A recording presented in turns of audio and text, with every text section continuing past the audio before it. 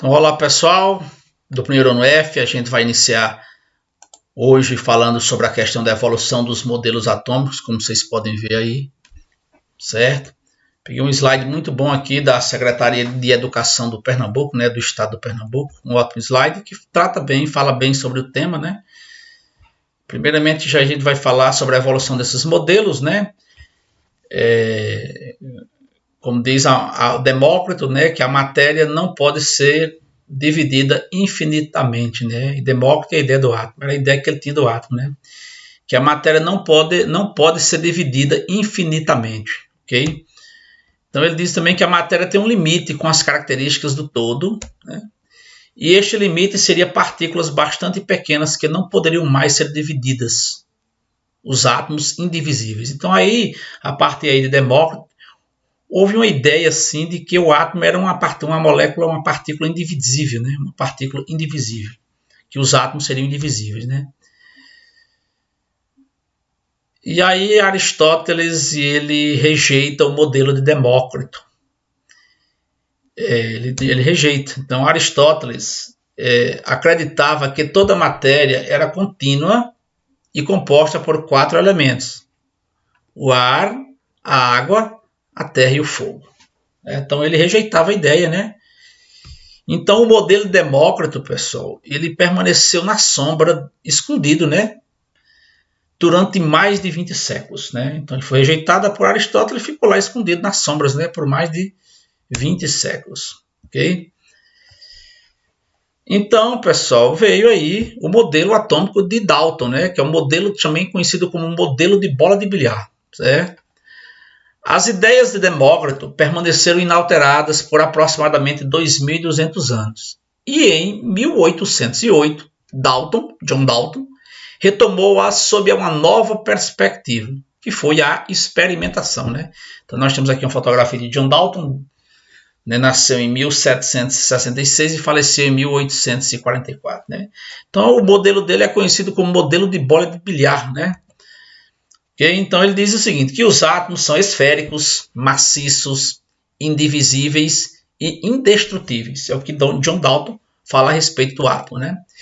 Diz que os átomos de elementos diferentes têm massas diferentes. Os diferentes átomos se combinam em várias proporções, formando novas substâncias. E os átomos não são criados nem destruídos, apenas trocam de parceiros para produzirem novas substâncias. Então, essas são as ideias de John Dalton sobre o átomo, né, que ficou conhecido como modelo de bola de bilhar, né? Uma vez que ele diz que os átomos são esféricos, maciços, indivisíveis e indestrutíveis. Então teve problemas no modelo, né? Ele não explicou a eletricidade e nem a radioatividade. Okay? Vamos passar agora para o modelo de Thomson, modelo atômico de Thomson, também chamado de modelo pudim de passas, né? Thomson propôs que o átomo seria uma espécie de bolha gelatinosa, completamente maciça, na qual haveria a totalidade de carga positiva homogeneamente distribuída. Então existia uma carga positiva distribuída homogeneamente, né, no átomo, né? Incrustada nessa gelatina, pessoal, estariam os elétrons de carga negativa. Como vocês podem ver, seria um fluido, né? Aqui seria uma espécie de bolha gelatinosa, tipo uma gelatina completamente maciça, positiva, e incrustada nessa gelatina estariam os elétrons, né? Que são cargas negativas. Daí o nome, né? Pudim de passas, né? A carga total do átomo seria igual a zero, né? Então o modelo atômico de Thomson foi derrubado em 1908 por Ernest Rutherford. Então Rutherford veio a derrubar, né, o modelo atômico de Thomson, né? Porque ele veio com novas ideias, né? Umas ideias mais revolucionárias relacionadas à questão de Thomson, né? O experimento de Rutherford. Então aqui a gente vai mostrar um pouco a questão dos experimentos de Rutherford, esse experimento, como foi que ele fez para criar a sua teoria, né? Ele diz assim: Rutherford propõe a 2 de seus alunos, né, que é John Hans Wilher e Geiser e Ernest Marden, que bombardeassem finas folhas de metais com as partículas alfa, a fim de comprovar ou não a validade do modelo de Thomson. Então ele propôs essas ideias, né, para bombardear, né, bombardear finas folhas de metais com partículas alfas, né? Então, como o átomo, segundo Thomson, era uma espécie de bolha gelatinosa, então Thomson acreditava que o átomo era uma espécie de bolha gelatinosa e completamente neutra. No momento em que as partículas alfas, numa velocidade muito grande, colidissem com esses átomos, passariam direto, podendo sofrer pequeníssimos desvios em sua trajetória. Então, o Rutherford imagina assim, ora, se o átomo é como Thomson diz, uma bolha gelatinosa, completamente neutra, no momento em que as partículas alfas, numa velocidade muito alta, ela colidisse com o átomo, elas passariam direto ou teria apenas um leve desvio de trajetória. Né? Então essa seria a ideia, né? Se realmente o átomo fosse como Thomson dizia. Então aqui nós temos, caso o modelo de Thomson estivesse correto, ele ia passar direto, né? Com pequenos desvios. Aí nós temos aqui, ó, o que observou? Que foi que o Rutherford observou. Ele disse que a maioria das partículas alfa atravessavam a lâmina de ouro sem sofrer desvios, ou seja, as partículas alfa atravessavam, né? Mas algumas partículas alfa sofreram desvios de até 90 graus ao atravessar a lâmina de ouro, ou seja, elas tocavam e voltavam, elas desviavam, né? Então ocorreu desvios. Por que desvio? Algumas partículas alfa retornaram. Por quê? Por que elas retornavam? Então, como explicar esse fato? Ok? Então, nós temos aqui o modelo de Rutherford, como explicar, né? Vamos lá. Proposta de Rutherford para explicar a observação do laboratório.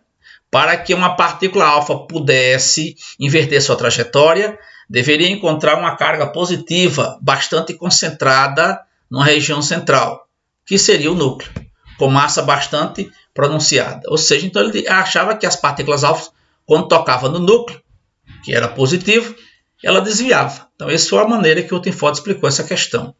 E esse modelo de Rutherford, pessoal, ele ficou conhecido como modelo planetário, né, pessoal? Porque parece assim, esse modelo planetário parece um pouco a Via Láctea, né? Assim, a eletrosfera, né? Como vou mostrar aqui agora para vocês. Ó. O Rutherford propôs que o núcleo, quer dizer, o sistema solar, né? O Via Láctea não, o sistema solar, né? Rutherford propôs que o núcleo conteria toda a massa do átomo. Ele achava que o núcleo teria toda a massa do átomo, estaria concentrada no núcleo. Assim como a totalidade da carga positiva. Então, as cargas positivas chamadas de prótons. Então, ele chamou as cargas positivas de prótons, que seriam os prótons, né? Ok? Então, os elétrons estariam girando circularmente ao redor desse núcleo, numa região chamada eletrosfera. Então, nós teríamos o núcleo positivo no centro, e ao redor do núcleo estaria uma eletrosfera, ou seja, de elétrons, cheia de elétrons rodeando ao redor do núcleo. Por isso que ele ficou conhecido como modelo planetário, né? Surgiu assim o átomo nuclear. Ok, pessoal? Então esse foi o modelo de Rutherford, um modelo planetário. Então o problema do modelo de Rutherford, certo? Tem alguns problemas, né? Para os físicos, toda carga elétrica em movimento, como os elétrons, perde energia na forma de luz, diminuindo sua energia cinética e, consequentemente, a atração entre prótons e elétrons faria com que houvesse uma colisão entre eles, destruindo o átomo, algo que não ocorre. Ou seja, ele achava que com a velocidade, né, que a carga elétrica, que toda a carga elétrica em movimento, ela, como os elétrons, ela perde energia na forma de luz. Então, ela diminuía sua energia cinética e, consequentemente, a atração entre prótons e elétrons. Ou seja, eles iam colidir e ia ocorrer uma destruição do átomo, né? Eles iam se colidir, os elétrons e os prótons, e iam gerar uma explosão, ia destruir o átomo, né? Porque existe uma perda de energia, mas isso não acontecia. Segundo Rutherford, do jeito que Rutherford explicava, teria que colidir. Os elétrons mais os prótons teriam que colidir, certo? Então, portanto, o modelo atômico de Rutherford, mesmo explicando o que foi observado no laboratório, apresenta essa incorreção. Okay? E vem o modelo de Nielsen Bohr, né? Quer dizer, o modelo de Bohr, né? Niels Bohr. O modelo de Niels Bohr, ele diz que estudava espectros de emissão do gás hidrogênio. O gás hidrogênio aprisionado numa ampola, submetido a alta diferença de potencial, emitia uma luz vermelha. Então, ao passar por um prisma, como vocês podem ver aqui, essa luz se subdividia em diferentes comprimentos de onda, como vocês podem ver, e frequência, caracterizando um espectro luminoso descontínuo. Esse foi o experimento de Bohr, né, pessoal? Mas o que eu quero mostrar, a questão do Bohr, né, o postulado de Bohr, é a questão da eletrosfera, que ele diz que a eletrosfera está dividida em camadas. Ele dividiu as eletrosferas em camadas, também chamada de níveis de energia, que é a camada K, camada L, camada M, N, O, P e Q. Então ele dividiu elas em camadas. Então foi o que ele fez, né? Ele organizou essa questão, né, das camadas dos elétrons. Em sua camada de origem, camada estacionária, a energia é constante. Mas o elétron pode saltar para uma camada mais externa, sendo que para tal é necessário que ele ganhe energia externa. Então o elétron pode ficar saltando, né, e ganhando energia externa, ok? Então, um elétron que saltou para uma camada de maior energia fica instável e tende a voltar à sua camada de origem. Então, ele vai lá, mas ele retorna à sua camada de origem. Então, nessa volta, ele devolve a mesma quantidade de energia. Veja bem que ele devolve a energia que havia ganhado para o salto e emite um fóton de luz. Ou seja, ele salta, né? Nessa volta, ele salta e ele vai ganhando energia, mas quando ele volta, ele devolve essa energia. Ele devolve a mesma quantidade de energia que ele havia ganhado para o salto, certo? Ok? E emite um fóton de luz. Então esse é o postulado de Bohr. Ele descobre as camadas, ele fala sobre as camadas, né? E fala dos saltos dos elétrons de uma camada para outra, né? E aquela questão lá de Rutherford que ele explicou, né? Se o núcleo é formado por partículas positivas, os prótons, por que elas não se repelem, né? Por que não acontece, não se chocam, né? Então, não choca porque existem os nêutrons. Os nêutrons vão impedir que aconteça esse choque, né?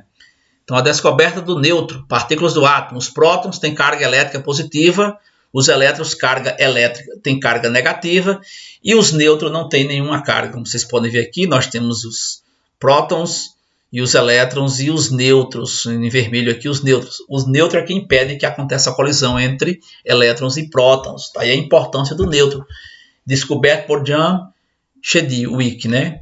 Em 32, voltando aqui novamente, pessoal. Em 1932, James Chadwick descobriu a partícula do núcleo atômico responsável pela sua estabilidade. Então, o nêutron que dá estabilidade ao átomo, que não deixa que os elétrons se colida com os prótons, né? Que passou a ser conhecida por nêutron, devido ao fato de não ter carga elétrica. Então, os nêutrons não têm carga elétrica. Enquanto que os elétrons são negativos e os prótons positivos, os nêutrons não têm carga, né? Devido ao fato de não ter carga elétrica. Por essa descoberta, ele ganhou o Prêmio Nobel de Física em 35, né? Em 1935, ok? Pessoal, então, aqui só era isso mesmo, pessoal, por hoje, né? Então, eu vou passar a atividade para vocês lá no grupo WhatsApp, vocês respondem e mandam de volta, né? Eu vou fazer uma atividade baseada nesses modelos que a gente explicou aqui, que foi o modelo de Dalton, Thomson, Rutherford e Bohr, ok? Então, um grande abraço para vocês, certo?